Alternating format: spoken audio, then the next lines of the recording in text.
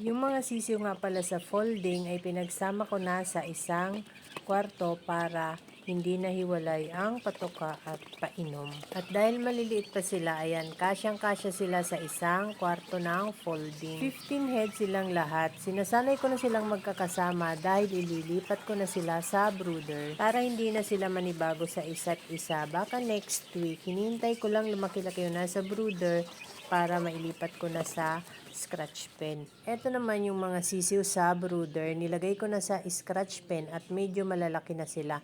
Pinili ko lang yung mga hindi na makakalusot sa scratch pen. Galing lang yan sa kahon. Nilagay ko na agad sa scratch pen. Nainitan yata kaya pagkababa ko ayan nagpulpuga na silang lahat. May 5 sisiw pang naiwan sa brooder. Medyo maliliit pa kasi yung mga sisiw na yon, yung mga huling napisa. Nakakalusot pa dyan sa scratch pen kaya hindi ko muna binaba. Palalaki-lakihin ko munang hindi na sila makakalusot sa scratch pen, saka ko na sila ibababa at ililipat ko naman yung nasa folding. Ito naman yung mga dati nilang kasama sa brooder na nauna ko lang ibinaba sa scratch pen. Medyo malalaki na rin sila. 1 or 2 weeks ay pwede na uling alpasan itong mga sisiw na to.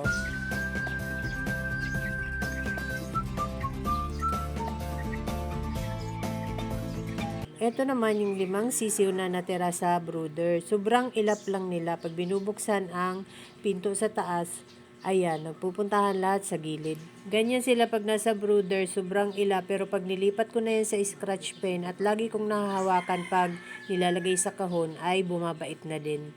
Ito namang nasa tangkal ay yung mga nagkakoksidiosis dati. Aalpasan ko na sila.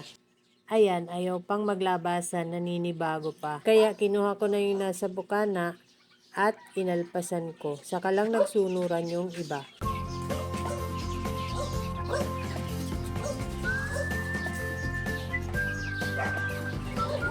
Ito lang ang mahirap kapag alpas. Kailangang bantayan mo dahil nagpapaluan sila. Nung naka-scratch pen sila, hindi naman niya nagpapaluan. Pero pag inaalpasan ko, ayan, nagpapaluan na sila, naghahabulan.